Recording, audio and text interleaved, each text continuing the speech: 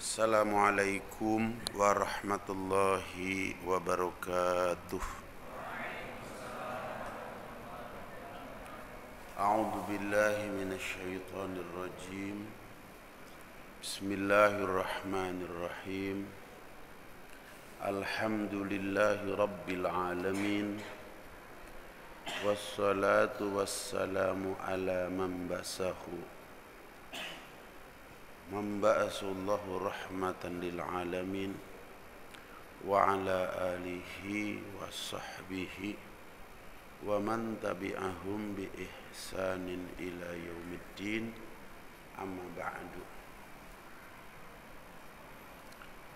Dari lubuk hati kita yang paling dalam, marilah kita bersama-sama memanjatkan puji serta syukur kehadirat Allah Subhanahu wa taala.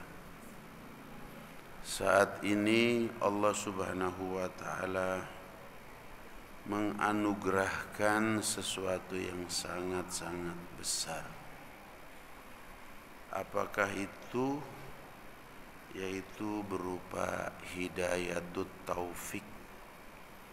Dengan hidayah tersebut Allah Subhanahu wa taala telah memilih kita pada saat ini untuk diringankan kedua belah kaki kita untuk melangkahkan ke majelis yang sangat mulia ini,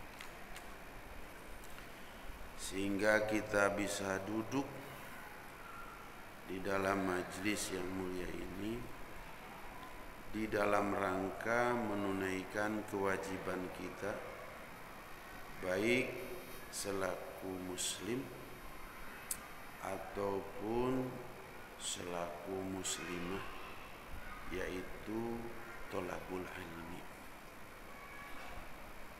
Thalabul ilmi kita pada malam hari ini adalah membahas tentang ilmu tauhid. Akan tetapi masih pada iftitahnya atau masih pada muqaddimahnya. Kemarin kita sudah membahas Bismillahirrahmanirrahim. Sekarang kita membahas Alhamdulillahi Rabbil Alamin. Mudah-mudahan selesai. Nanti 2 pekan yang akan datang membahas wassalatu wassalamu ala man ba'athahullahu rahmatan lil alamin dan seterusnya. Musannif penyusun ini kitab memulai kitabnya dengan bacaan Alhamdulillahi Rabbil Alamin, karena ada satu hadis baginda Nabi besar Muhammad sallallahu alaihi wasallam yang berbunyi, kullu amrin dibalin la yubda'u fihi bilhamdulillahi rabbil alamin fahuwa aqta.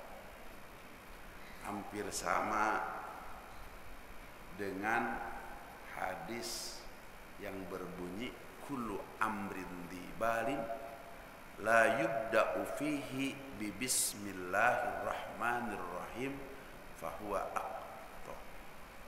Sedangkan yang ini kullu amrin dibalin la yubda'u fihi bilhamdulillahi rabbil alamin fahuwa aqta, yang artinya setiap pekerjaan yang baik kemudian tidak diawali dengan bacaan Alhamdulillahi Rabbil Alamin, maka pekerjaan baik itu akan terputus daripada keberkahan.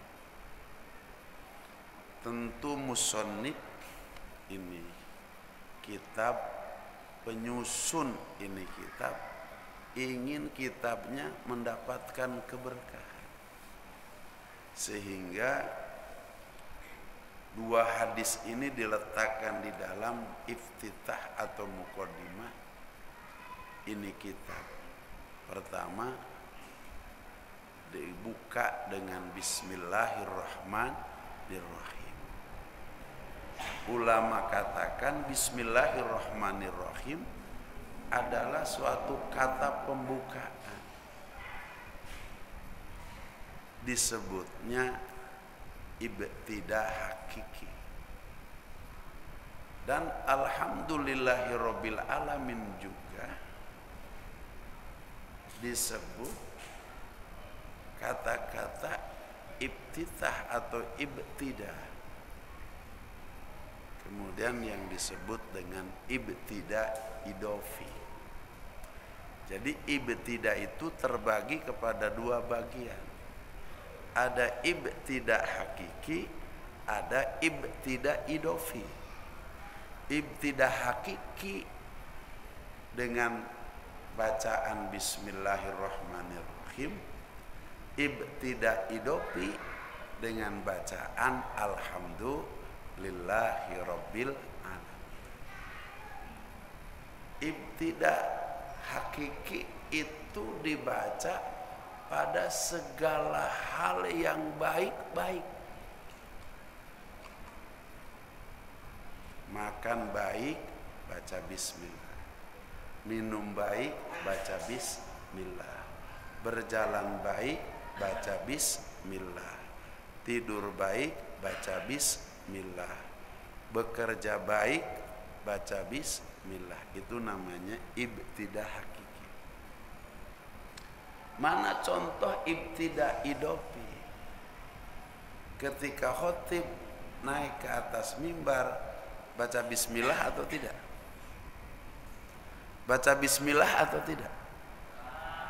Jawabannya tidak baca bismillah, tapi langsung alhamdulillah. Ini pakai ibtidah.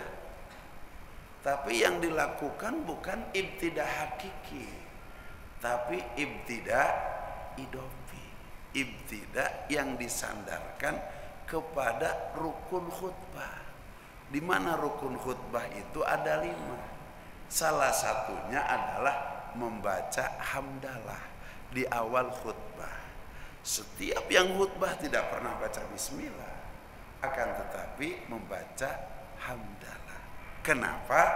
Karena ibtidah itu terbagi 2. Ada ibtidah hakiki, ada ibtidah idofi. Maka pada saat khutbah memakai bukan ibtidah hakiki, tapi yang dipakai adalah ibtidah atau ibtitah idofi. Paham? Paham? Kalau sudah ngaji nanti tidak disalahkan. Kan ada hadis kullu amrin dibalin la yubda'u fihi bi bismillahirrahmanirrahim. Kok itu khotib tidak baca bismillah dulu, ujug-ujug baca alhamdulillah saja? Kalau sudah ngaji di Masjid As-Saifur Rahim tidak bertanya lagi. Karena ibtidah terbagi kepada 2 bagian. Ada ibtidah hakiki, ada ibtidah idofi. Ibtidah hakiki pada setiap hal kebaikan dibuka dengan bacaan bismillah. Ibtidah idofi dibuka pada saat khutbah alhamdulillah. Paham? Kita ingin tahu sampai Rasulullah Shallallahu Alaihi Wasallam mengeluarkan sebuah sabda, sebuah hadis, kullu amrin dibalin la yubda'u fihi bilhamdulillahirabbil alamin fahuwa akto. Setiap pekerjaan yang baik tidak dibacakan alhamdulillahirabbil alamin akan terputus daripada keberkahan. Emang alhamdulillah itu apa? Alhamdulillah itu dari mana? Bapak-bapak, ibu-ibu sekalian yang dirahmati oleh Allah Subhanahu wa taala. Kita tidak akan pernah mengenal apa yang disebut dengan alhamdulillah atau yang disebut dengan hamdalah, itu istilah.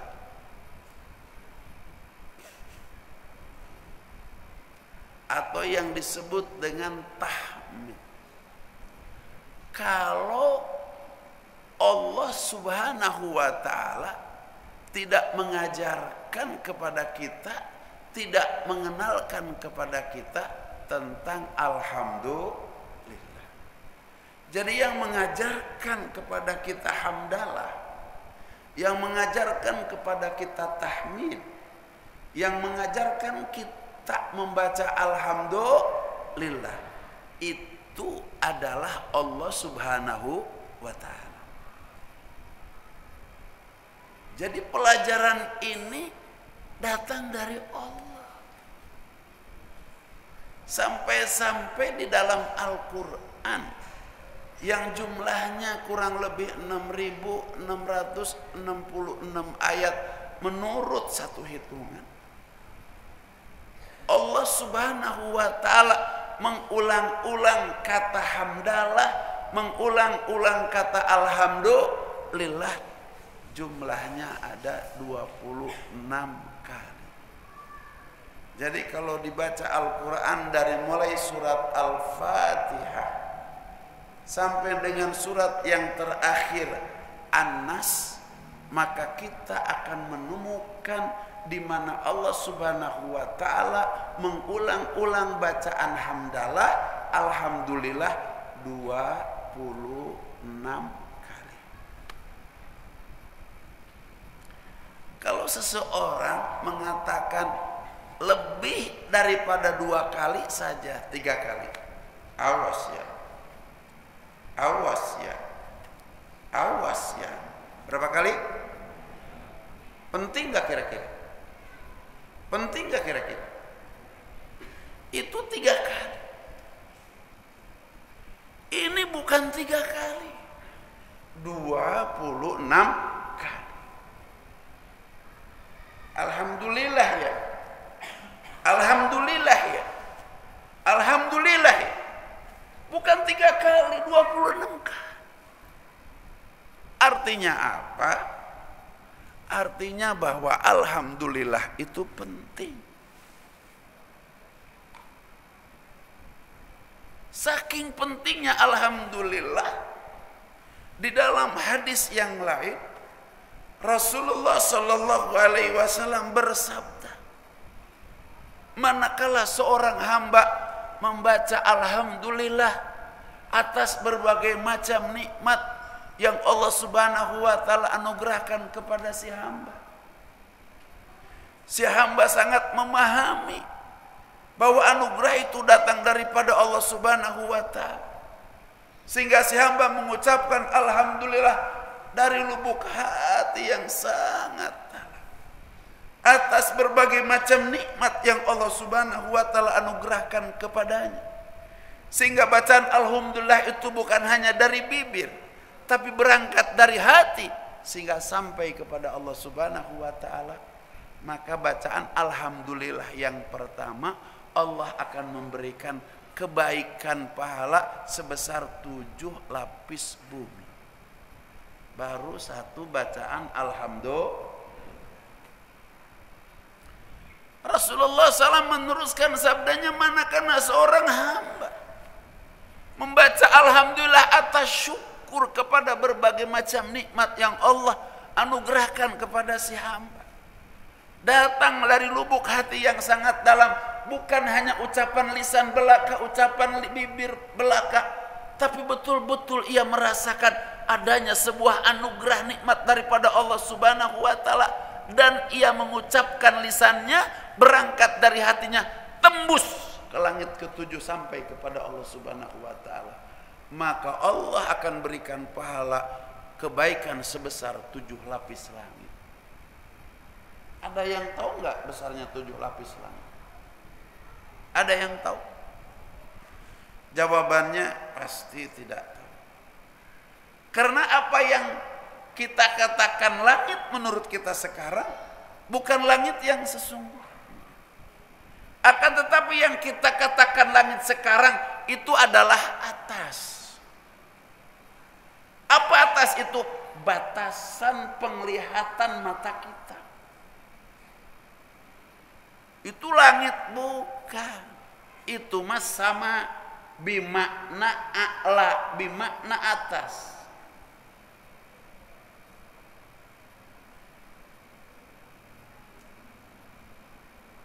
Wa anzalna minas sama'i ma'an tahur, dan kami menurunkan dari langit air tahuro yang dapat mensucikan. Yang dimaksud langit di sini bukan langit yang sesungguhnya, tapi makna langit wa anzalna minas sama'i ma'an tahuro adalah kami menurunkan air dari atas, bukan dari langit. Karena kalau Allah Subhanahu wa taala menurunkan air dari langit, entah kapan datangnya. Karena saking jauhnya antara bumi dan langit. Oleh karenanya ulama mufassirin sepakat ketika mentafsirkan wa anzalna minas sama'i ma'an tahura, dan Allah Subhanahu wa taala berfirman, kami menurunkan air dari atas bukan dari langit. Karena kalau Allah menurunkan air dari langit, kiamat baru sampai. Karena saking jauhnya antara hamparan bumi dengan langit. Rasulullah SAW pernah menggambarkan karena begitu hebat dan luasnya langit, antara langit pertama dengan langit kedua dengan langit ketiga dengan langit keempat dengan langit kelima dengan langit keenam, dengan langit ketujuh, seperti satu cincin kawin dilemparkan ke tengah-tengah padang pasir, maka itulah luasnya langit kedua. Subhan. Dan seterusnya dan seterusnya dan seterusnya. Sehingga tidak ada yang tahu tentang langit kecuali Allah Subhanahu wa taala sebagai penciptanya.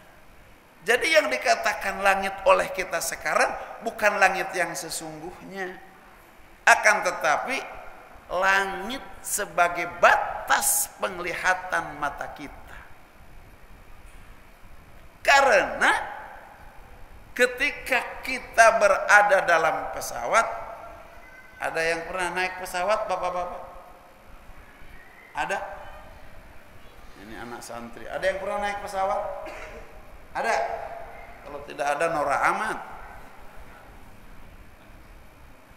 Abah nih sebelum corona ke Mekah itu dalam 1 tahun 3 kali untuk melaksanakan umroh, membimbing salah satu travel. Kalau kebetulan kita mendapat seat atau tempat duduk di pinggir, ketika kita di bawah melihat ke atas, itu kata kita langit, padahal bukan. Karena apa? Karena ketika kita naik pesawat, lihat ke bawah, itu langit. Betul? Apa yang kita lihat di bawah ke atas, itu, tapi ketika di atas lihat ke bawah itu juga. Artinya apa?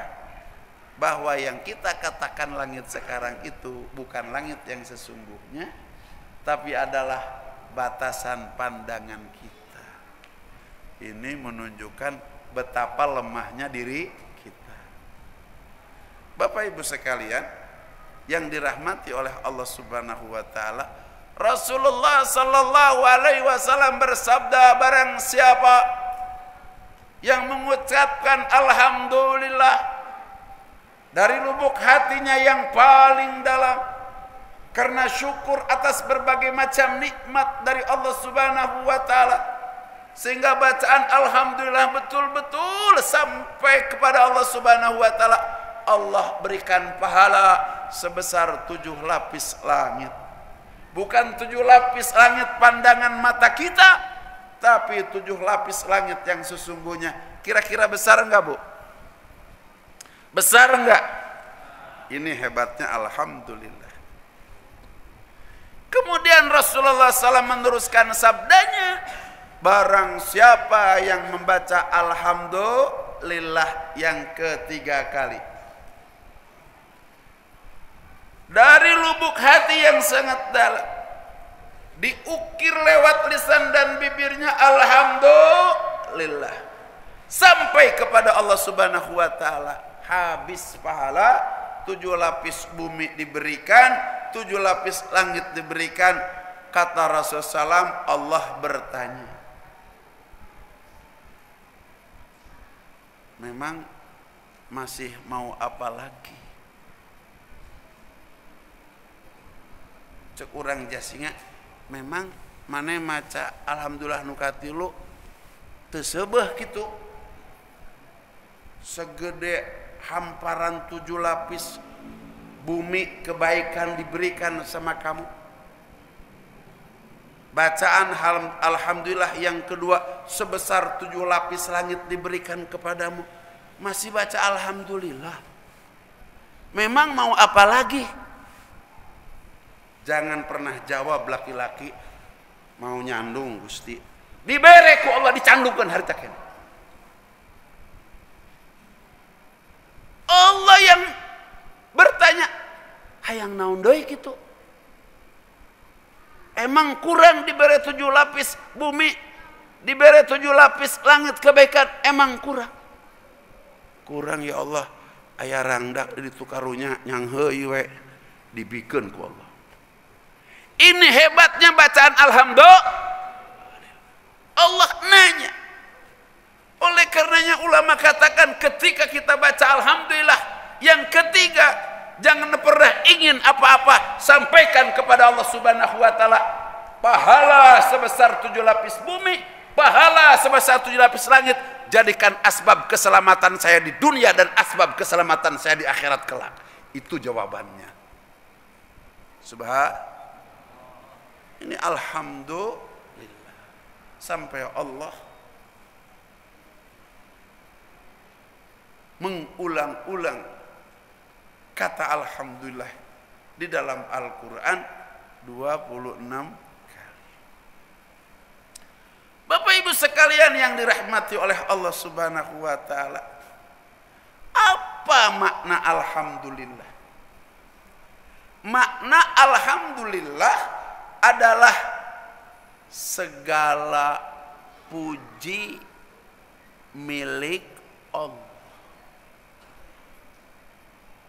Kalau terputus dengan al, karena al itu disebutnya di dalam kaidah ilmu lughah al-arabiyah disebutnya adalah makrifat.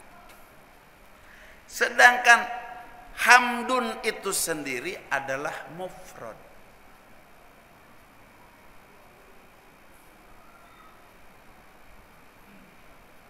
Ada sebuah kaidah di dalam lughah al-arabiyah, kullu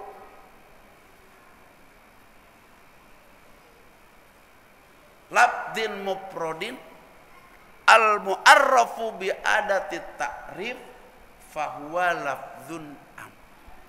Setiap mufrad yang dimakrifatkan oleh al yang disebut dengan adat ta'rif, maka berubah lafaz itu menjadi umum, menjadi jamak. Hamdun itu Abah sesungguhnya minta papan tulis kemarin kita ngaji kitab. Kalau pakai papan tulis mungkin agak membantu supaya lebih dipahami. Hamdun itu satu puji. Karena pakai al menjadi segala puji. Oleh karenanya ketika kita membaca alhamdulillah Berikan makna segala puji. Berikan makna semua puji. Maknanya semua. Segala itu semua. Kalau begitu, semuanya berapa? Harus konkret. Ketika kita ditanya oleh santri, kiai, katanya setiap lafaz mufrad yang dimakrifatkan oleh al, itu lafaz umum, berubah dari mufrad kepada umum. Satu kepada banyak. Banyaknya berapa? Kalau segala puji, semua puji lillahi milik Allah, puji itu ada berapa semuanya? Makanya penting ngaji kitab itu semacam ini. Abah ingin sampaikan bahwa jumlah puji itu ada 4. Jumlah puji itu ada 4. Yang pertama puji qadim alal qadim. Yang kedua puji qadim alal hadis. Yang ketiga puji hadis alal qadim. Dan yang keempat puji hadis alal hadis. Tolong perhatikan. Apa itu puji qadim alal qadim? Puji qadim alal qadim itu artinya memujinya Allah kepada zatnya sendiri. Allah memuji Allah. Yang kedua puji qadim alal hadis. Artinya memuji Allah kepada makhluknya. Yang ketiga puji hadis alal qadim. Memuji makhluk kepada Allah subhanahu wa ta'ala. Yang terakhir tidak, yang keempat tidak ada, yang kelima. Mau ngaji ke luar negeri, mau ngaji kemana, mau ngaji ke Turki, ke Saudi Arabia, ke Yaman, yang namanya puji jumlahnya ada 4. Tidak ada 5, tidak ada 6, tidak ada 7. Yang terakhir, yang keempat, puji hadis alal hadis. Memujinya makhluk kepada makhluk. Puji qadim alal qadim memujinya Allah kepada zatnya sendiri. Zat Allah subhanahu wa ta'ala ada? Ada. Seperti Allah subhanahu wa ta'ala sedang memuji kepada zatnya sendiri pada saat umat manusia dikumpulkan di alam mahsyar.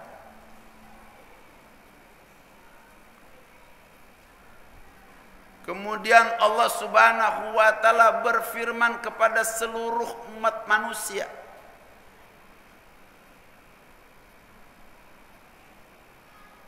Kata Allah subhanahu wa ta'ala, limanil mulkil yaum. Ada Jokowi, ada siapa lagi sebelum Jokowi, SBY. Ada siapa lagi? Sebelum SBY siapa?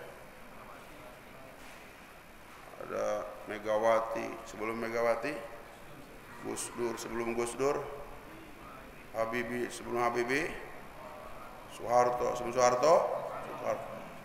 Seluruh raja, seluruh presiden, seluruh perdana menteri kumpul, termasuk kita. Allah berdiri. Allah berfirman, limanil mulkil yaum. Buat siapa kerajaan hari ini, kata Allah subhanahu wa ta'ala. Kira-kira ada yang bisa ngangkat kepala di hadapan Allah? Kullukum ra'in wa kullukum mas'ulun an ra'iyati. Setiap seseorang adalah pemimpin. Dan setiap pemimpin akan dimintakan pertanggungjawaban oleh Allah subhanahu wa ta'ala. Jangan dikira kita sendirian ini tidak dijadikan pemimpin oleh Allah. Ketika kita sendiri, kita adalah pemimpin untuk diri kita. Rakyat kita mata, rakyat kita telinga, rakyat kita bibi, rakyat kita tangan, rakyat kita kaki, rakyat kita pikiran, rakyat kita hati. Apakah kamu sudah memimpin mata kamu, memimpin telinga kamu, memimpin lisan kamu, memimpin tangan kamu, memimpin kaki kamu. Itu akan dipertanyakan oleh Allah Subhanahu wa taala. Kullukum ra'in. Setiap kalian adalah pemimpin. Kalau sudah nikah akan ditanya bukan hanya pribadi kamu tentang rumah tangga kamu. Kalau pemimpin RT akan ditanya masyarakat satu RW. Kalau pemimpin RW akan ditanya masyarakat satu RW, satu lurah, satu kecamatan, satu kabupaten kota, satu provinsi. Paling besar adalah Pak Jokowi, ditanya dari Sabang sampai Merauke. Ada yang kira-kira bisa angkat kepala di hadapan Allah? Allah menyampaikan kepada seluruh raja-raja, perdana menteri, presiden, limanil mulkul yaum, buat siapa kerajaan hari ini? Allah menjawab dengan zatnya sendiri, lillahil wahidil qahar, kerajaan hari ini untukku, al-wahid yang esa, al-qahar yang gagah, tangga sia Allah Subhanahu wa taala. Sebab ini Allah sedang memuji zatnya sendiri. Kemudian yang kedua, puji qadim alal hadis. Allah memuji kepada makhluknya. Banyak pujian-pujian Allah Subhanahu wa taala kepada kita sebagai makhluk. Ketika Allah Subhanahu wa taala memuji kepada kita sebagai makhluk manusia, sampai Allah Subhanahu wa taala sampaikan di dalam Al-Qur'an, a'udzubillahi minasyaitonir rajim. Laqad khalaqnal insana fi ahsani taqwim. Aku bersumpah sungguh kami telah menciptakan makhluk yang bernama manusia fi ahsani taqwim, dalam bentuk yang sempurna. Subhanallah. Allah sedang memuji kita manusia. Puji qadim alal hadis, seperti Allah memuji kepada kekasihnya baginda Nabi besar Muhammad sallallahu alaihi wasallam. Laqad kana lakum fi rasulillahi uswatun hasanah. Ini sedang memuji Allah kepada makhluknya Nabi kita Muhammad sallallahu alaihi wasallam. Allah firmankan dalam hadis qudsi, laulaka lamma khalaqtul aflaq. Seandainya aku tidak menciptakan engkau Muhammad, seandainya aku tidak menciptakan engkau Muhammad, semua ini tidak akan aku ciptakan. Subhan wa ma arsalnaka illa kafatan linnas. Nabi-nabi yang dulu aku utus hanya untuk sekelompok manusia, akan tetapi engkau aku utus Muhammad untuk sekalian umat manusia. Di Eropa, di Australia, di Mekah, di Madinah, di Indonesia, di Thailand, di Malaysia, seluruh umat manusia yang ada di dunia adalah nabinya baginda Nabi besar Muhammad sallallahu alaihi wasallam.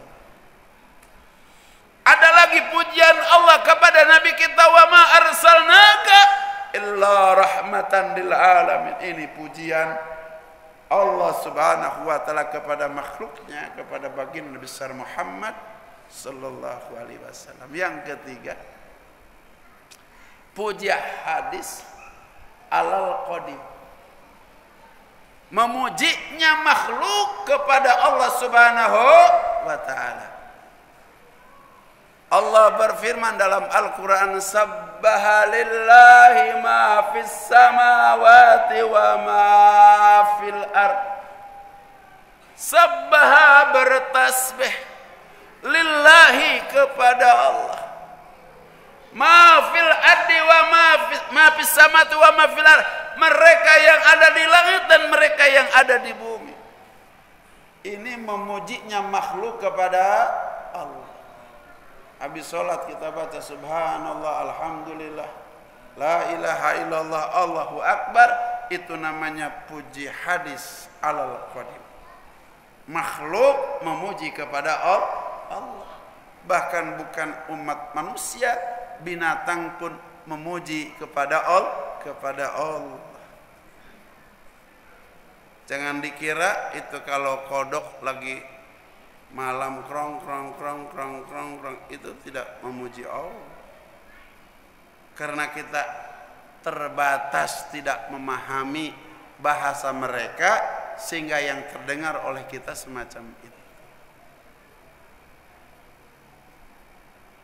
Nabi Musa pernah mendapat pelajaran besar dari Allah ketika usai dilantik menjadi nabi, menjadi rasul. Dengan firman Allah Subhanahu wa taala, idhab ila fir'auna innahu tagha. Sekarang aku utus engkau untuk menjadi seorang dai, menjadi nabi, menjadi rasul, pergi kepada Fir'aun berdakwah, innahu tagha, karena dia sudah melampaui batas. Padahal semula pengembala kambing dinaikkan derajatnya menjadi dai oleh Allah Subhanahu wa taala. Turun dari Bukit Sinai atau dari Tur Sina, maka ingin berangkat ke Mesir karena membawa ribuan kambing. Kambing digiring oleh Nabi Musa alaihissalam.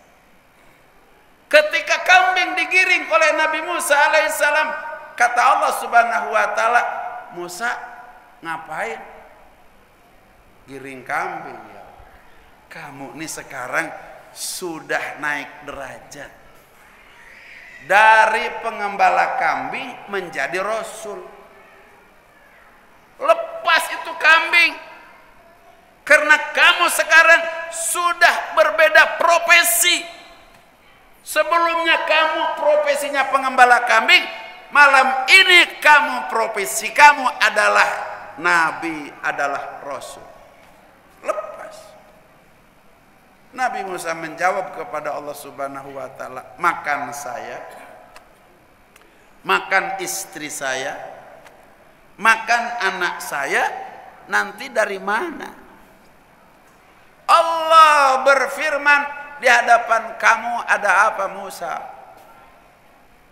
Kata Nabi Musa alaihissalam, ada batu ya Rabb. Coba itu tongkat kamu pukulkan kepada batu. Karena tongkat Nabi Musa pada saat itu bukan tongkat biasa, akan tetapi sudah berubah tongkat mukjizat. Artinya sudah luar biasa. Satu kali pukul batu belah. Pukulkan oleh engkau wahai Musa ke batu yang ada di hadapan engkau. Dipukulkan, batu terpecah dua. Kata Allah Subhanahu wa taala, ada apa Musa? Di dalam batu ada batu ya Rabb. Pukulkan lagi tongkatmu kepada batu yang kedua. Dipukulkan lagi kepada batu yang kedua. Kata Allah, ada apa Musa? Maka Nabi Musa menjawab, ada batu yang ketiga. Kata Allah Subhanahu wa taala, pukulkan lagi tongkatmu kepada batu yang ketiga. Dipukul lagi oleh Nabi Musa. Di dalam batu yang ketiga ada seekor ulat yang gemuk, sedang memakan daun yang fresh. Kata Allah Subhanahu wa taala, Musa, dekatkan telinga kamu kepada bibirnya daripada ulat itu. Maka Nabi Musa pun mendekatkan telinganya ke bibir ulat. Apa yang didengar oleh Musa alaihissalam, yang dilakukan oleh seekor ulat yang ada dalam batu yang ketiga. Dia sedang memuji Allah Subhanahu wa taala. Apa pujiannya? Subhana may yarani wa ya'rifu makani wa yarzuquni wa la yansani. Kata ulat, maha suci engkau ya Allah yang selalu dapat memandang aku walaupun aku berada dalam batu yang ketiga. Di tengah-tengah tidak ada orang yang dapat memikirkan aku, bahkan mereka tidak melihat sebelah mata. Kata ulat, maha suci Allah yang senantiasa tahu di mana aku berada. Padahal aku binatang hina, tapi engkau selalu tahu di mana aku berada, padahal aku berada dalam batu yang ketiga. Ulat sedang memuji Allah Subhanahu wa taala, wa yarzuquni wa la yansani. Engkau selalu mengantarkan rizki kepadaku. Padahal aku binatang hina berada dalam batu yang ketiga. Dan engkau ketika mengantar rizki kepada aku, betul-betul engkau kirim pada saat aku membutuhkan. La yansan. Tidak pernah lupa ketika aku lapar, engkau kirim makanan dan minuman. Ini pelajaran besar buat Nabi Musa alaihissalam. Sehingga Nabi Musa tertarbiyah dengan ulat yang ada pada batu yang ketiga. Ribuan kambing ditinggalkan oleh siapa? Oleh Nabi Musa alaihissalam. Belajar dari seekor ulat yang sedang memuji kepada Allah Subhanahu wa ta'ala. Hileud muji ka Allah. Urang nginum unggal poe, dahar unggal poe, make baju ti Allah unggal poe, tapi iraha mujina ka Allah Subhanahu wa ta'ala.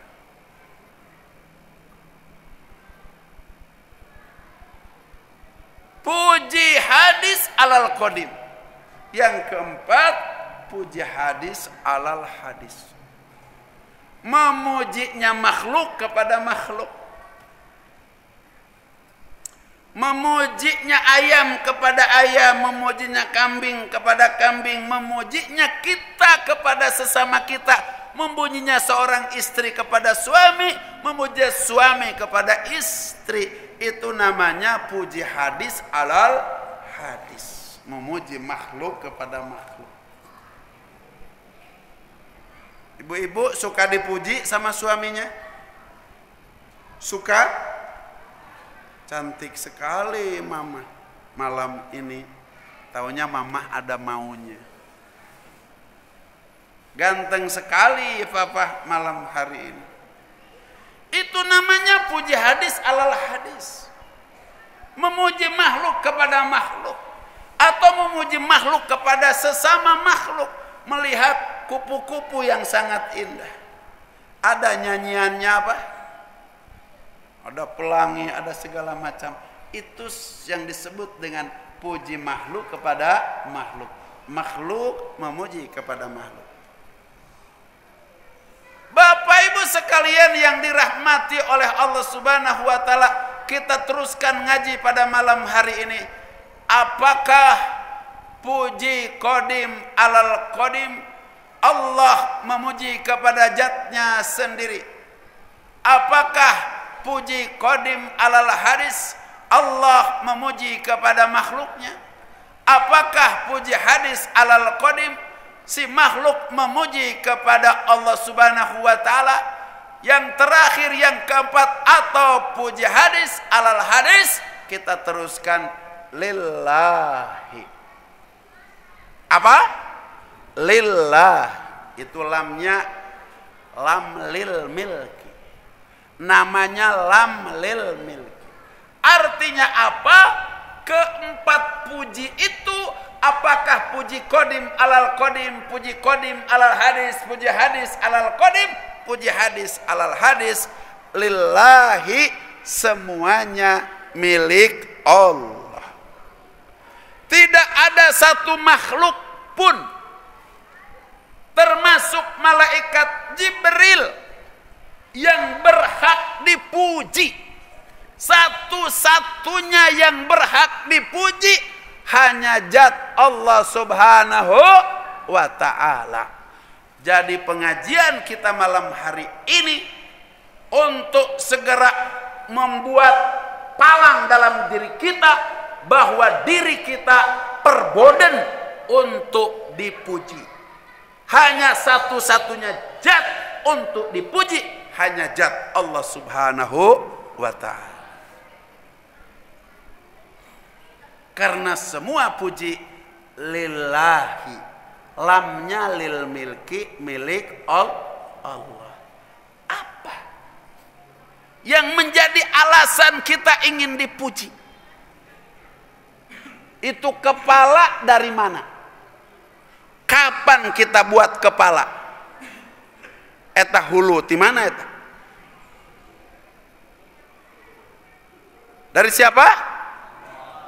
Itu mata dari mana? Itu telinga dari mana? Itu hidung dari mana? Itu lisan bibir dari mana? Itu tangan kaki dari mana? Itu pakaian peci dari mana? Itu baju dari mana? Sesuap nasi dari mana? Seteguk air dari mana? Ainusia mana? Makanya manusia itu disebutnya manusia. Manusia itu bahasa Kirata dari Sangsakerta. Manusia. Mana nusia?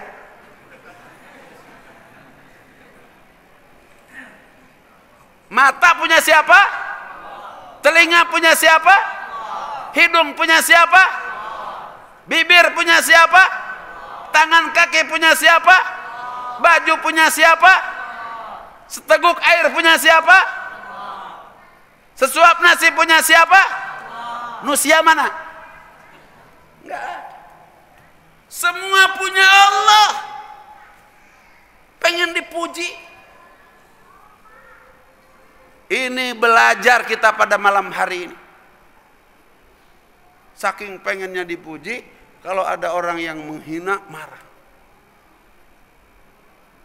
Ya bedog ya. Yang punya hak dipuji satu-satunya adalah zat Allah Subhanahu wa ta'ala. Kita tidak punya hak dipuji. Ini pelajaran alhamdulillah.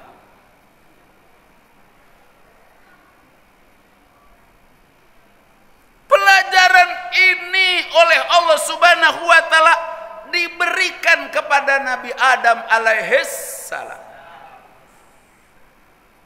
Ketika Nabi Adam alaihissalam sebagai makhluk manusia yang pertama, ketika ingin diciptakan oleh Allah Subhanahu wa ta'ala, melibatkan 4 malaikat. Kita harus tahu sejarah kita. Kata Allah Subhanahu wa ta'ala, Jibril, engkau turun ke alam dunia. Aku ingin ciptakan makhluk manusia. Engkau ambil tanah, karena makhluk manusia akan aku ciptakan dari tanah. Kira-kira malaikat Jibril hebat nggak? Hebat nggak? Hebat. Sayyidul malaikah, rajanya malaikat. Turun ke alam dunia. Ketika malaikat Jibril sudah sampai di alam dunia, tanah pun mau diambil oleh malaikat Jibril alaihissalam. Kurang hebat apa, kurang gagah apa malaikat Jibril, akan tetapi tanah ketika mau diambil, tanah mengucapkan a'udzu billahi minka. Kata tanah, aku berlindung kepada Allah dari engkau wahai Jibril. Ini tanah dari dulu emang sudah hebat. Kita nih sudah hebat, belum jadi orang nih sudah hebat. Malaikat tertolak. Malaikat akhirnya kembali kepada Allah. Kata Allah Subhanahu wa ta'ala, Jibril, kenapa engkau kembali? Maka kata malaikat Jibril, aku sudah turun ke alam dunia sesuai dengan perintah engkau. Ketika tanah ingin aku ambil, tanah mengucapkan a'udzu billahi minka, aku berlindung kepada Allah minka, dari engkau wahai Jibril. Kata malaikat Jibril, aku tidak sanggup mengambil seorang makhluk yang berlindung kepadamu. Subhanallah. Kata Allah Subhanahu wa ta'ala, udah enggak apa-apa, minggir aja. Dipanggil malaikat Mikail, malaikat Mikail, engkau turun ke bumi. Aku ingin ciptakan makhluk manusia pertama. Makhluk manusia pertama itu aku akan ciptakan dari tanah. Ambil tanah. Maka turun malaikat Mikail. Ketika sudah turun tanah mau diambil, tanah mengucapkan kalimah yang sama seperti kepada Nabi, kepada malaikat Jibril alaihissalam, a'udzu billahi minka, aku berlindung kepada Allah dari engkau. Balik malaikat Mikail, laporan kepada Allah, Rabb, aku telah turun ke bumi, akan tetapi ketika tanah mau diambil, tanah mengucapkan a'udzu billahi minka, aku berlindung kepada Allah, minka, dari engkau. Kata malaikat Mikail, aku tidak sanggup mengambil seseorang makhluk yang berlindung kepadamu ya Allah. Kata Allah subhanahu wa ta'ala, enggak apa-apalah, aku akan utus malaikat berikutnya.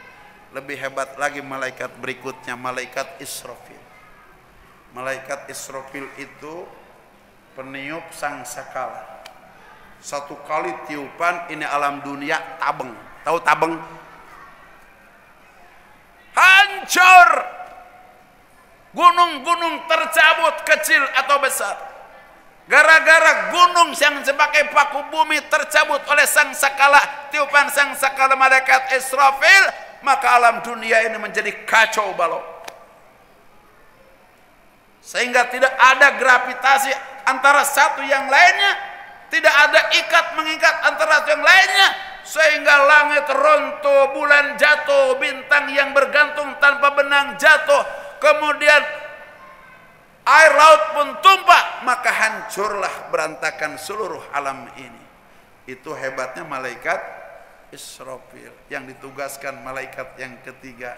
Tapi apa yang terjadi ketika malaikat Israfil yang gagah perkasa itu, ketika sampai di bumi, bumi mau diambil, tanah mau diambil, tanah mengucapkan kalimah yang sama, a'udzu billahi minka, aku berlindung kepadamu, kepada Allah dari engkau wahai malaikat Israfil. Malaikat Israfil kembali kepada Allah dengan tangan hampa. Kata Allah, enggak apa-apa kalau engkau tidak mampu. Israel, kamu malaikat yang terakhir yang aku utus. Kalau kamu tidak dapat itu tanah, berarti aku tidak menciptakan makhluk manusia dan kita tidak ada sekarang.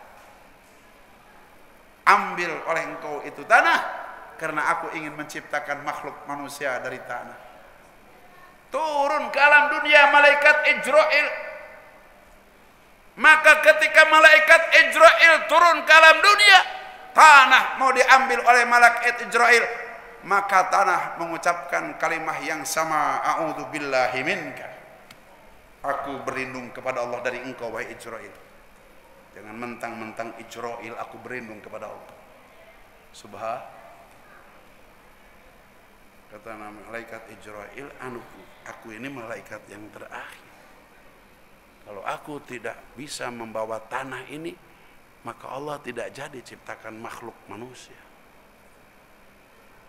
Maka kata malaikat Israel, kalau engkau berlindung kepada Allah, maka aku juga berlindung kepada Allah. A'udzu billahi minka, aku berlindung kepada dari engkau wahai tanah. Ketika sama-sama berlindung kepada Allah subhanahu wa ta'ala, kata tanah, aku pasrah karena engkau berlindung kepada Allah. Subhan. Ini pelajaran besar kepada kita. Kalau berlindung jangan kepada pohon besar. Pohon besar itu makhluk, la haula wala quwwata illa billah. Kalau berlindung jangan kepada kuburan. Berlindung jangan kepada polisi. Berlindung jangan kepada hakim, kepada jaksa. Bahkan berlindung jangan kepada malaikat Jibril sekalipun. Berlindung kepada satu-satunya zat yang mampu melindungi kita, siapa? Allah subhanahu wa ta'ala. Dari mulai hari ini, malam hari ini, jangan ada di dalam hati kita, walaupun sebesar biji zarrah, sebesar atom, sebesar molekul, ada kata aku berlindung kepada selain Allah. Satu-satunya yang harus menjadi alat untuk perlindungan kita hanya zat Allah Subhanahu wa ta'ala. Wa may yatawakkal 'ala Allah fa huwa hasbuh. Barang siapa yang menyerahkan dirinya kepada Allah, Allah akan cukupkan ia. Hari ini kita banyak bergantung kepada makhluk. Padahal makhluk la haula wala quwata illa billah. Kebanyakan gak nih ngaji nih? Belum selesai. Belum selesai. Insya Allah kita sambung 2 pekan berikutnya. Insya Allah.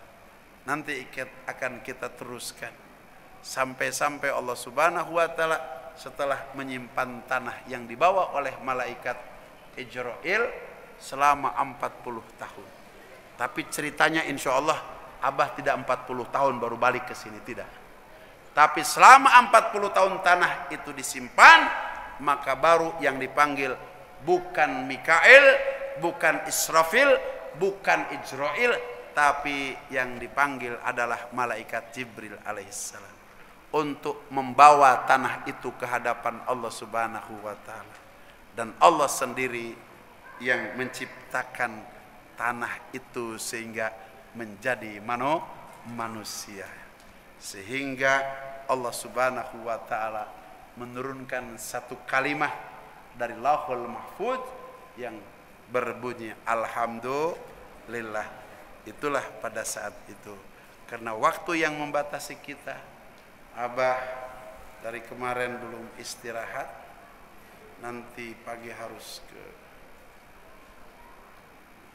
Jonggol jam 9, jam 12 harus ke RSPAD. Besok ada perjumpaan dengan Wakil Presiden, jadi mohon waktu Abah untuk membatasi. Insya Allah masih ada waktu untuk membahas alhamdulillah. Nanti Robbil Alamin masih ada pembahasan lagi. Mungkin baru sampai alhamdulillah pertemuan yang kedua. Robbil Alamin pertemuan yang ketiga. Robbil Alamin lagi pertemuan yang keempat. Jadi Robbil Alamin saja mungkin 2 kali pertemuan. Insya Allah. Nggak apa-apa. Ngaji mah yang penting kita tahu begitu, walaupun lambat untuk kita dapatkan semuanya. Hadanallahu wa iyyakum ajmain wa adkhalana fi zumratil muwahhidin fi jannatin naim. Aqulu qouli hadza fastaghfiru innahu wal ghafurur rahim. Subhanallahi wa bihamdihi subhanakallah bihamdika asyhadu an la ilaha illa anta astaghfiruka wa atubu ilaih. Subhana rabbika rabbil izzati amma yasifun wa salamun alal mursalin walhamdulillahi rabbil alamin. Pembahasan berikutnya tunggu episode berikutnya. Bahkan kita episode berikutnya bukan hanya membahas alhamdulillah, kita akan mulai pembahasan daripada subhanallah, alhamdulillah, la ilaha illallah, Allahu akbar, sampai kepada la haula wala quwata illa billahil azim. Hari ini baru bisa ngomong saja omdo. Subhanallah, alhamdulillah, la ilaha illallah, Allahu akbar, la haula wala quwata. Ini perbincangan kuliah besar antara malaikat Jibril dengan baginda Nabi besar Muhammad sallallahu alaihi wasallam. Baru kita akan tahu dari mana itu subhanallah, dari mana itu alhamdulillah, dari mana itu Allahu akbar, dari mana itu la ilaha illallah, yang terakhir dari mana itu la haula wala quwata illa billahil aliyil azim. Tunggu episode berikutnya. Wassalamualaikum warahmatullahi wabarakatuh.